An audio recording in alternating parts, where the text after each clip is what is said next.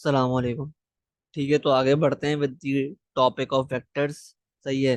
तो हम last video में ये कॉन्सेप्ट पढ़ रहे थे, the concept of skewed lines. कि स्क्यूड लाइंस क्या होती हैं? ठीक है। तो वो लाइंस जो ना ही पैरेलल हैं और ना ही आपस में इंटरसेक्ट कर रही हैं, उनको हम क्या बोलते हैं? कि दे आर स्क्यूड। जैसे एक क्वेश्चन है, लेट्स से ट्राई करते हैं। Proof whether lines R1 and R2 are parallel,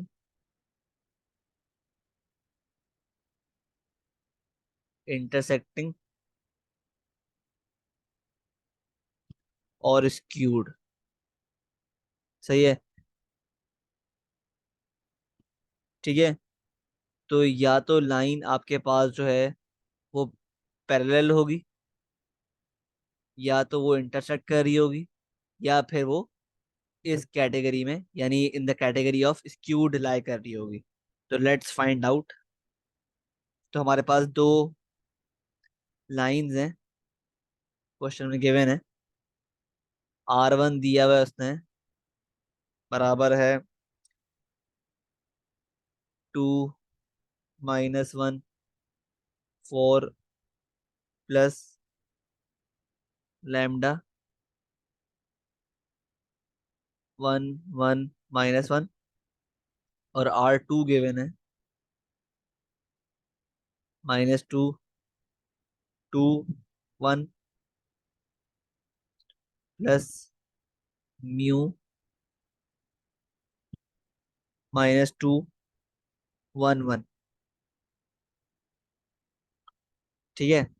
सही है। तो अब इन दो लाइंस को हमें चेक करना है कि ये क्या है। सही है।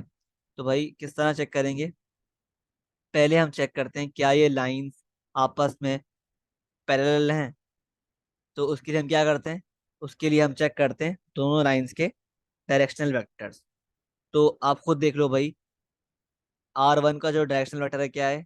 ये रहा। और R2 का जो डायरेक्शनल वेक्टर है क्या है? ये रहा।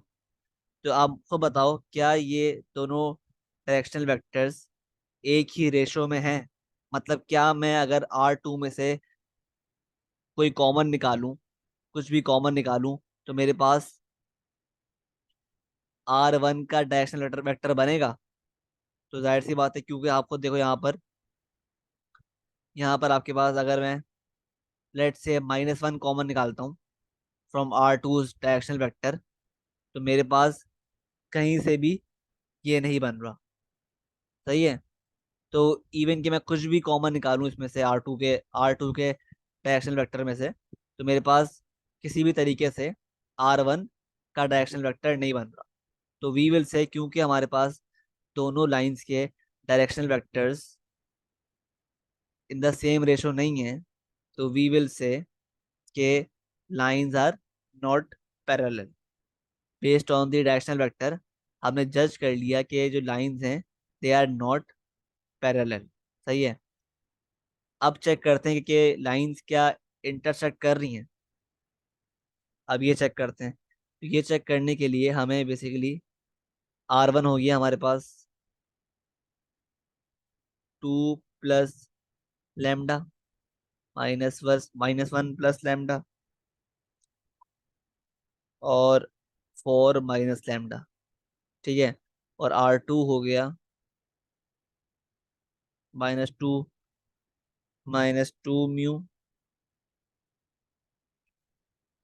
2 प्लस म्यू और 1 प्लस म्यू। ठीक है। तो ऑब्वियसली हम क्या करेंगे अब we will equate the X component with the x component and the y component with the y component to find the value of lambda and mu. तो with the help of these two equations हम निकाल लेंगे lambda और mu की value. और जो क्या आ रही है, लैम्डा और म्यू की वैल्यू क्या आ रही है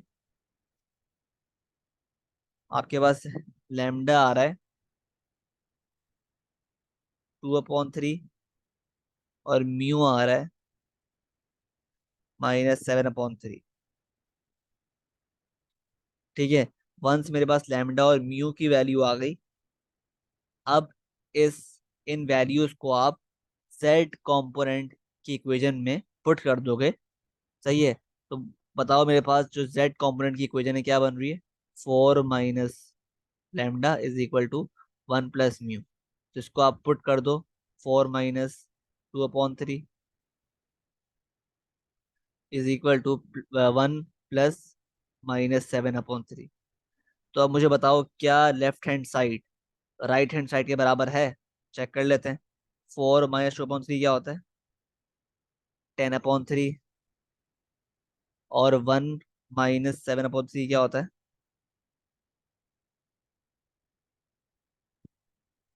इस -4/3। तो जो लेफ्ट हैंड साइड है वो कहीं से भी राइट हैंड साइड के बराबर नहीं है।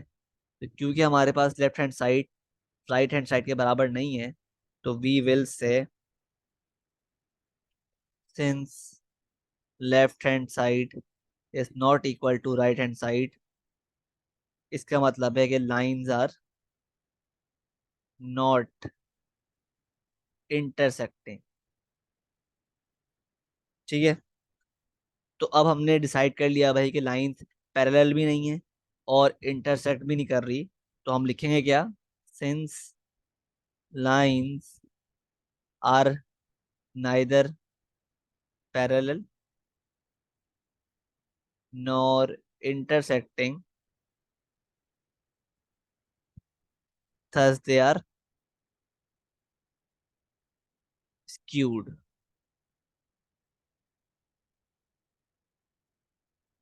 ठीक है। ये आपका आंसर हो गया।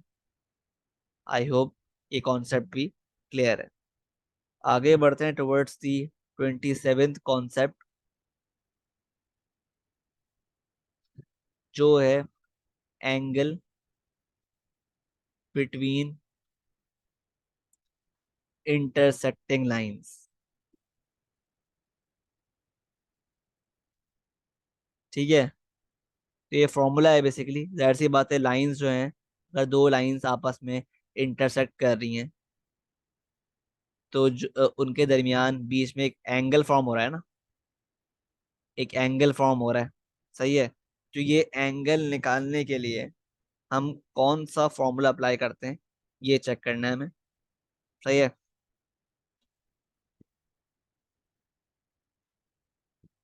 तो ये कौन सा फॉर्मूला है? ये है simply cos theta = B.D upon magnitude of B dot magnitude of D. अब यहाँ पे बी और डी क्या है? Where B and D are the directional vectors, are the directional vectors of two lines. ठीक है। आई होप ये बात क्लियर है। तो ये फॉर्मूला आपको पता होना चाहिए। जैसे अगर हमारे पास दो लाइंस हैं, R1 है 101 प्लस लैम्डा इंटू 1 - 2 - 3, और R2 है 30 - 5 प्लस म्यू -1 3 3। तो हमें अगर एंगल फाइंड करना है between these two intersecting lines, तो हम क्या करेंगे? हम इनके डायरेक्शनल वेक्टर्स का निकालेंगे पहले मैग्नीट्यूड। तो ये हो गया आपके पास, लेट्स से ये है, इसको नाम देते हैं बी का, इसको नाम देते हैं डी का। सही है। तो अब अप्लाई कर दो यार formula cos theta = B.D upon magnitude of B into magnitude of D. तो पहले आप निकालो मैग्नीट्यूड ऑफ बी। क्या आ रहा है आपके पास? अंडर रूट ऑफ, बल्कि एक काम करते हैं, फॉर्मूले में निकाल लेते हैं, ठीक है। ये बन गया cos theta is equal to, B क्या है? 1 - 2 - 3 डॉट डी। डी क्या है? -1 3 3, ठीक है। अपॉन मैग्नीट्यूड ऑफ बी, मतलब अंडर रूट 1 का स्क्वायर प्लस -2 का स्क्वायर प्लस -3 का square dot magnitude of D, मतलब -1 का स्क्वायर, 3 का स्क्वायर, 3 का स्क्वायर, ठीक है। तो ये हो गया cos theta is equal to, अब देखो ये जो दो वेक्टर्स हैं, इनका आपको निकालना है बेसिकली डॉट प्रोडक्ट। तो ये किस तरह निकलेगा? ये हो गया आपके पास -1 × 1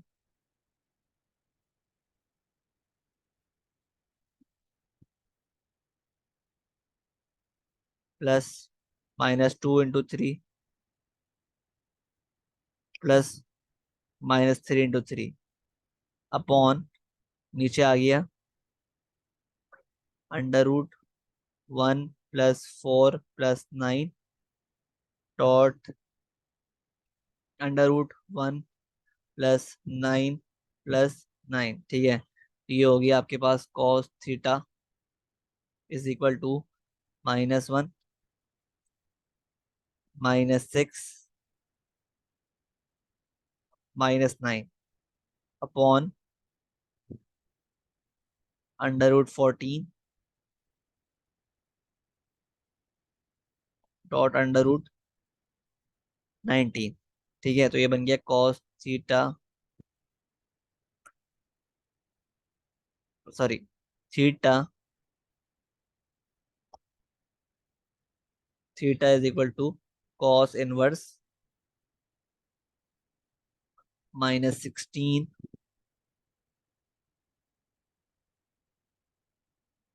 upon under root 14 into under root 19, ठीक है। तो अब थीटा क्या आ रहा है answer? Cos theta -16 cos inverse -16 upon under root 14 into under root 19। तो आपके पास आंसर आ रहा है थीटा का 168.82 डिग्रीज, ठीक है। तो ये आपका एंगल बन रहा है of the line, angle between the lines, ठीक है, of the two intersecting lines, ठीक है। तो आई होप बात क्लियर है किस तरह हम एंगल निकालते हैं बाय अप्लाइंग द फॉर्मूला, ठीक है। अच्छा, देखो यार, अब आपके पास जो लाइन बनती है ना, कुछ इस तरह की बनती है ना, कुछ इस तरह की बनती है, ठीक है। अब देखो यहाँ पे ऑब्वियसली लाइंस के दरमियान जो ये एंगल है और ये एंगल बराबर होगा, एज पर दी वर्टिकली ऑपोजिट रूल जो आप पढ़ चुके हो इन ओ लेवल्स, सही है। और जो ये दो एंगल्स हैं वो बराबर होंगे, सही है। ऑब्वियसली ये जो एंगल हैं, ये जो एंगल हैं ये वाले, ये कौन से एंगल हैं? अक्यूट, है ना। मतलब इनकी रेंज क्या होगी? 0 से लेकर 90 डिग्री के दरमियान की रेंज, ठीक है। बाकी जो ये एंगल्स हैं रेड वाले, ये कौन से हैं? ऑप्ट्यूज, है ना। ऑप्ट्यूज है ना, ऑप्ट्यूज एंगल्स, सही है। तो अब देखो यार, आपको वो क्वेश्चन में अगर डिफाइन करेगा कि आपको कौन से एंगल्स फाइंड करने हैं, अगर तो बोले अक्यूट फाइंड करना है, तो तरीकेकार बिल्कुल सेम ही है। इस तरह ही आप निकालोगे थीटा, लेकिन आप एंड में क्या करोगे, आप खुद देखो, ये जो थीटा की वैल्यू आई है, ये मोर देन 90 डिग्री है ना, मोर देन 90 है। तो आप अक्यूट एंगल निकालने के लिए अक्यूट एंगल निकालने के लिए आप सिर्फ इतना करोगे, इस एंगल को 180 में से माइनस कर दोगे। तो आपके पास जो आंसर आएगा, जो आ रहा है 11.2, 180 माइनस 168.82, तो आपका आंसर आ रहा है 11.18। तो ये जो आंसर है ना, ये आपके पास कौन सा एंगल है? Acute angle. ठीक है। तो इस केस में आपके पास ये जो वैल्यू है ना, ये है अक्यूट एंगल 11.18, और ये है ऑब्ट्यूस एंगल यानी 168 पॉइंट, जब निकाल चुके हैं, 0.82। ठीक है। तो अक्यूट एंगल निकालने के लिए आपको सिर्फ ये फॉर्मूला अप्लाई करना है, और जो आंसर आएगा उसमें से 180 माइनस कर देना है, क्योंकि अक्यूट की रेंज क्या होती है? From 0 to 90 degree. ठीक है, आई होप क्लियर है।